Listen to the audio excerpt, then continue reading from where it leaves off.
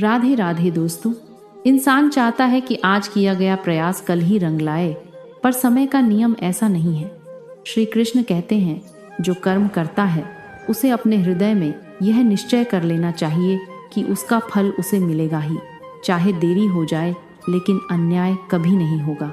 ध्यान दो अर्जुन, जब कोई कर्म किया जाता है तो वह ब्रह्मांड में एक ऊर्जा की तरह प्रवाहित हो जाता है। दोस्तों, मैं वनिता आपका हमारे भक्ति बिट्स ठाकुर जी इस चैनल पर स्वागत करती हूँ। तो चलिए बिना देरी किए इस दिव्य यात्रा की ओर बढ़ते हैं। यह ऊर्जा कारण और परिणाम के जाल में प्रवेश करती है और फिर जब समय उपयुक्त होता है वह लौटकर उसी के जीवन में अपना असर दिखाती है। अच्छे कर्मों के फल भी आते हैं, बुरे कर्मों की सज़ा भी सुनिश्चित होती है, लेकिन दोनों के आने का मार्ग और समय अलग होता है। कई बार जीवन हमें प्रतीक्षा की परीक्षा में डालता है, पर यदि श्रद्धा बनी रहे तो देर से ही सही फल अवश्य मिलता है। कर्म का फल कैसा होगा यह इस बात पर निर्भर करता है कि कर्म किस भावना, किस उद्देश्य और कितनी निष्ठा से किया गया है। श्री कृष्ण कहते हैं, अगर कोई व्यक्ति केवल फल की इच्छा में कर्म करता है तो वह बंधन का कारण बनता है, लेकिन यदि वही कार्य निष्काम भाव से किया जाए तो वह मोक्ष की ओर ले जाता है। यह जीवन का रहस्य है कि जो अपने कर्तव्य को पूजा मानकर करता है उसे चिंता करने की आवश्यकता नहीं होती, क्योंकि उसका कर्म ही उसका सबसे बड़ा योग है। संसार में जो कुछ भी होता है वह तुम्हारे कर्मों की प्रतिक्रिया है। यदि आज कोई तुम्हारे साथ अन्याय करता है तो वह शायद तुम्हारे पूर्व जन्म के किसी कर्म का परिणाम हो, और यदि आज तुम किसी के लिए कुछ अच्छा करते हो तो वह कल किसी और रूप में तुम्हारे जीवन में लौट कर आएगा। यह चक्र कभी नहीं रुकता। इसीलिए कृष्ण बार बार कहते हैं, हे अर्जुन, तू कर, माँ कर, फल की चिंता मत कर, क्योंकि वह मेरे अधीन है। कभी कभी तुम सोचते हो मैंने अच्छा किया फिर भी मेरे साथ बुरा क्यों हुआ, लेकिन तुम्हें यह समझना होगा कि कर्मों का हिसाब केवल इस जन्म से नहीं बल्कि अनेक जन्मों से जुड़ा होता है। आत्मा अमर है और वह अनेक योनियों से गुजरती है। जो फल अभी नहीं मिला वह भविष्य में मिलेगा, और जो दुख आज झेलना पड़ रहा है वह किसी पूर्व जन्म का परिणाम भी हो सकता है। यही कारण है कि श्री कृष्ण कहते हैं, तू केवल अपने वर्तमान को सुधार, बाकी सब मुझ पर छोड़ दे। हर कर्म एक बीज है और हर बीज को अंकुरित होने के लिए समय चाहिए। कुछ कर्म तुरंत फलित हो जाते हैं, जैसे कि अग्नि में हाथ डालो तो तुरंत जलन होती है, लेकिन कुछ कर्म गहरे होते हैं, जैसे भूमि में डाले गए बीज, जिन्हें फल बनने में महीनों वर्षों लगते हैं। दोस्तों, तुम सोचते हो कि ईश्वर चुप है, लेकिन वास्तव में वह हर कर्म का लेखा जोखा रखता है। जब समय आता है तब वह उस कर्म के अनुसार न्याय करता है। उस न्याय में कभी चूक नहीं होती। मनुष्य जब छल करता है, झूठ बोलता है या किसी को कष्ट देता है तो शायद उस क्षण उसे कुछ नजर ना आए, लेकिन भीतर ही भीतर उसका भविष्य बदल रहा होता है, और जब उसका समय आता है तब वह समझता है कि उसने जो बोया था वही अब काट रहा है। यही गीता का सार है। कर्म कभी किसी से बचता नहीं है और ना ही उसका फल टलता है, केवल समय ही उसका मार्गदर्शक होता है। कर्मों का फल कैसे मिलता है? वह कई रूपों में आता है, कभी रिश्तों के रूप में, कभी स्वास्थ्य के रूप में, कभी धन या प्रतिष्ठा के माध्यम से। जो आज किसी की सेवा करता है वह कल दूसरों से सम्मान पाता है। जो आज अपमानित करता है वह कल अकेला और तिरस्कृत होता है। यह जीवन एक दर्पण की तरह है, जैसा तुम दोगे वैसा ही लौट कर पाओगे, और यही श्री कृष्ण की अमूल्य शिक्षा है। तुम्हारे जीवन में जो कुछ घट रहा है वह तुम्हारे ही कर्मों की प्रतिध्वनि है। कर्म जब निष्कलंक होता है तो वह आशीर्वाद बनकर जीवन में उतरता है, लेकिन जब उसमें स्वार्थ, अहंकार और पाप होता है तब वह धीरे धीरे दुख का कारण बन जाता है। यही कारण है कि श्री कृष्ण कहते हैं, यदि तुम सत्य के पथ पर हो तो कठिनाइयां आएंगी जरूर, परंतु जीत तुम्हारी ही होगी। लेकिन यदि तुम अन्याय के सहारे आगे बढ़ते हो तो वह मार्ग ज्यादा दूर नहीं जाएगा। इस जीवन में कोई भी क्षण ऐसा नहीं होता जब हम कर्म ना कर रहे हो। यहाँ तक कि विचार भी एक प्रकार का कर्म है। तुम्हारे विचार ही तुम्हारे भाव बनाते हैं, और वे भाव तुम्हारे कर्मों का स्वरूप तय करते हैं। इसीलिए श्री कृष्ण ने गीता में स्पष्ट कहा, मनुष्य अपने विचारों से ही महान बनता है या पित्त होता है। यदि विचार शुद्ध है तो कर्म भी सात्विक होंगे और फल भी पवित्र होगा। भविष्य में क्या होगा, यह इस बात पर नहीं टिका कि तुम कितनी पूजा करते हो, कितने व्रत रखते हो, बल्कि इस बात पर आधारित है कि तुम्हारे कर्म कितने ईमानदार, सच्चे और निष्कलंक हैं। कर्म ही असली भक्ति है, क्योंकि भगवान उसी को पसंद करते हैं जो कार्य में ईमानदारी और समर्पण दिखाता है। जो केवल शब्दों में भक्त है लेकिन कर्मों में अन्याय करता है, वह कभी ईश्वर की कृपा नहीं पा सकता। दोस्तों, श्री कृष्ण ने यह भी कहा, जो व्यक्ति प्रतिदिन थोड़े थोड़े कर्मों को भी सजगता से करता है, उसका जीवन धीरे धीरे प्रकाश से भर जाता है, क्योंकि परमात्मा को गति में श्रद्धा चाहिए, गति में विनम्रता चाहिए। तुम चाहे कितना भी छोटा काम करो, अगर वह गति में सच्चाई से किया गया है तो उसका फल भी अमूल्य होगा। कर्म का फल तुम्हारी नियति से जुड़ा होता है, और नियति कभी किसी का अपमान नहीं करती जो सच्चाई के मार्ग पर चलता है। हे मानव, जब तुम यह सोचते हो कि तुम्हारे जीवन में न्याय नहीं हो रहा, जब तुम्हारी मेहनत व्यर्थ लगने लगती है, और जब तुम ये महसूस करते हो कि शायद इस संसार में अच्छाई का कोई मूल्य नहीं बचा है, तो उस क्षण याद करो कृष्ण को, क्योंकि वही है जो सब देख रहा है, वही है जो हर सांस, हर भावना और हर आंसू की गवाही बनता है। वह कभी चुप नहीं रहता, बस उसकी चुप्पी ही तुम्हारे धैर्य की परीक्षा बनती है। कई बार जीवन तुम्हें ऐसे मोड़ पर ले आता है जहां हर रास्ता बंद लगता है, जहां कोई सहारा नहीं दिखाई देता, और तुम थक जाते हो अपने अच्छे कामों का बोझ उठाते उठाते। तुम रोते हो, गिड़गिड़ाते हो, हे भगवान, मैं तो सच्चा रहा, फिर भी मुझे दुख क्यों मिला? तब श्री कृष्ण भीतर से उत्तर देते हैं, हे प्रिय, तुम्हारा हर आंसू मेरे पास सुरक्षित है। तुम्हारे हर अच्छे कर्म का फल संचित हो रहा है। यह समय भी बीत जाएगा, पर तुम्हारी सच्चाई सदा अमर रहेंगी। ध्यान से सुनो, यह संसार तात्कालिक परिणाम नहीं देता। तुम्हें जब लगता है कि सब हार गए, बस तुम बचे हो, वहीं से तुम्हारी विजय का आरंभ होता है। जो व्यक्ति कर्म करते समय केवल फल के पीछे नहीं भागता, वह धीरे धीरे परमात्मा की कृपा के निकट पहुंचता है। श्री कृष्ण कहते हैं, जो मुझ में श्रद्धा रखता है और निडर होकर अपने धर्म का पालन करता है, उसके लिए मैं स्वयं मार्ग बन जाता हूँ। तुम सोचते हो कि तुम्हारा कर्म छोटा है, शायद उसकी कोई कीमत नहीं होगी, लेकिन भगवान कभी कर्म के आकार को नहीं, बल्कि उसकी भावना को देखते हैं।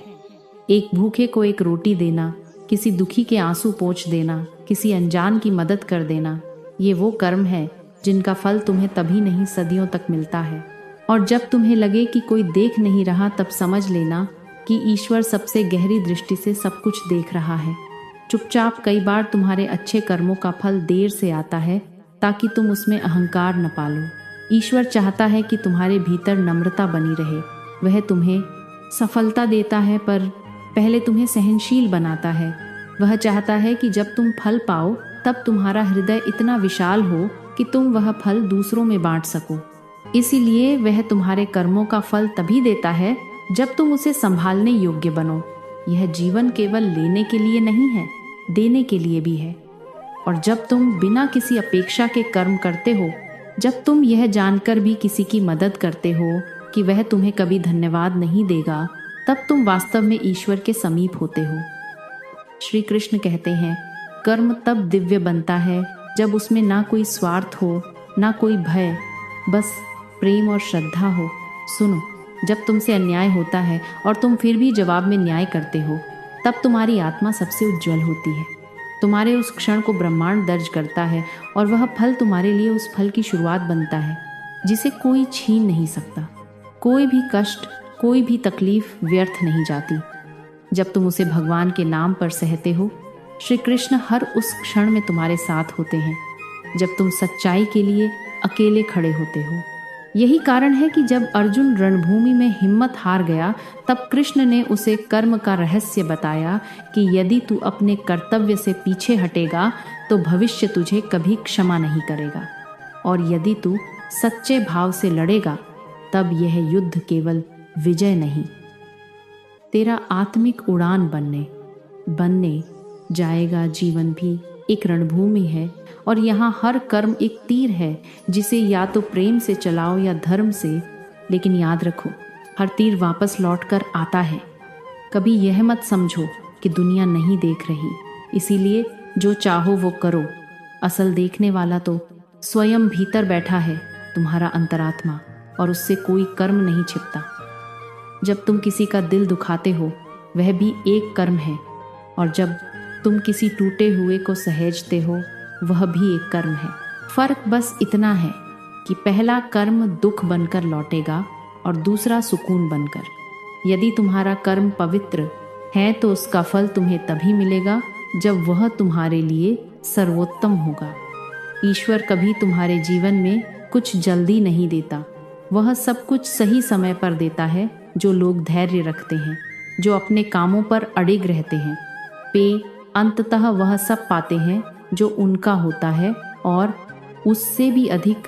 दोस्तों, श्री कृष्ण कहते हैं, मेरा भक्त यदि सच्चे मन से कर्म करता है तो मैं स्वयं उसके मार्ग की बाधाएं हटाता हूँ। हे साधक, तुम्हारे कर्म ही तुम्हारी आत्मा की पहचान है। तुम जो करते हो वही तुम्हारे भीतर गूंजता है, वही तुम्हारी ऊर्जा बनता है।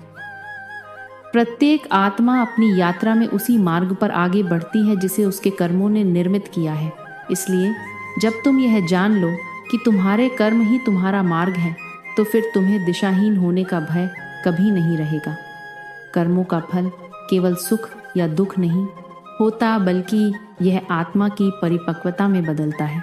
जब कोई व्यक्ति कष्ट सहकर भी सत्य पर अडिग रहता है तो वह केवल कर्म फल नहीं कमा रहा होता, वह अपने चित्त को शुद्ध कर रहा होता है। और जब चित्त निर्मल हो जाता है तब आत्मा ईश्वर से एकाकार होने के योग्य बन जाती है।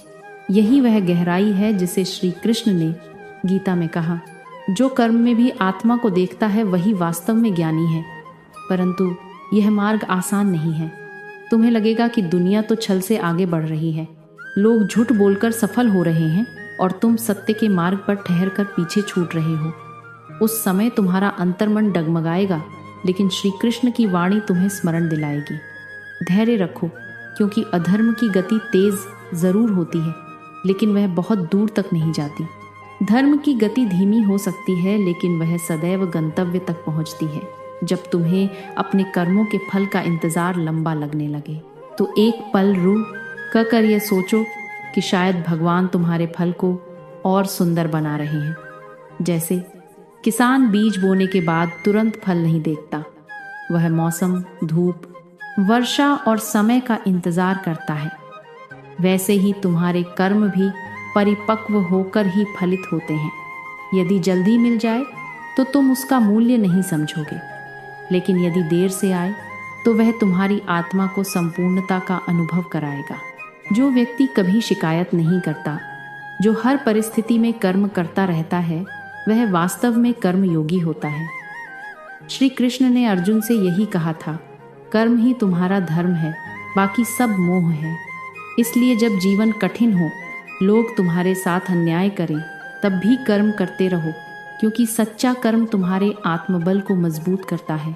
और जब आत्मबल बढ़ता है तब कोई भी दुख, कोई भी विफलता तुम्हें तोड़ नहीं सकती।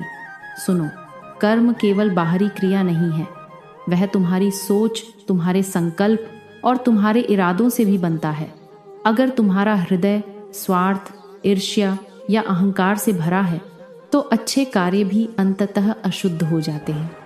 पर यदि तुम्हारी भावना निर्मल है तो छोटे से छोटा कार्य भी ब्रह्मा की पूजा बन जाता है। दोस्तों, श्री कृष्ण कहते हैं, भावना शुद्ध हो तो हर कर्म यज्ञ बन जाता है। और जब तुम यह समझ जाओगे कि जीवन में जो भी हो रहा है वह तुम्हारे ही कर्मों की प्रतिध्वनि है, तब शिकायतें समाप्त हो जाएंगी। तब तुम किसी को दोष नहीं दोगे, न भाग्य को कोसोगे, न भगवान को। तुम जानोगे कि जो भी आया वह तुम्हारे भीतर से निकला था। और जब यह आत्मज्ञान तुम्हें प्राप्त होगा तब तुम अपने कर्मों में सजग हो जाओगे। यही वह क्षण होगा जब तुम्हारा जीवन ईश्वरमय बनने लगेगा। जो कर्म अभी परिणाम नहीं दे रहा, वह कहीं भीतर झड़ें जमा रहा है। और जब समय आएगा तो वह वृक्ष बनकर तुम्हें छाव भी देगा, फल भी। बस तुम्हें अपने भीतर विश्वास बनाए रखना है उस ईश्वर पर जो अदृश्य है पर सदा सजीव है। श्री कृष्ण कहते हैं, मैं कर्म का लेखा रखता हूँ और मैं ही समय आने पर उसका न्याय करता हूँ। तुम्हें यह जानना जरूरी है कि कुछ कर्मों का फल तात्कालिक नहीं होता, क्योंकि वह तुम्हारी आत्मा की परीक्षा के लिए होते हैं। जैसे तपस्वी कठिन साधना करता है पर वर्षों बाद सिद्धि मिलती है, वैसे ही तुम जब सच्चाई से जूझते हो तो तुम्हारी आत्मा महान बनने के लिए परिपक्व हो रही होती है, और यह परिपक्वता ही तुम्हें उन ऊंचाइयों तक ले जाती है जहां केवल गिने चुने पहुंचते हैं। तो हे आत्मन, यदि तुम्हारा हृदय शुद्ध है, कर्म सच्चे हैं और मन में श्रद्धा है तो तुम्हें कोई रोक नहीं सकता।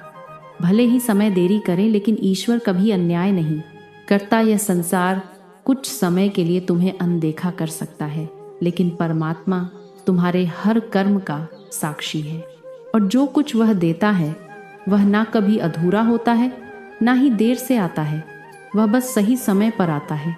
हे प्राणी, तुम्हारा हर कर्म चाहे वह बहुत सूक्ष्म क्यों ना हो, ईश्वर के न्याय से बच नहीं सकता।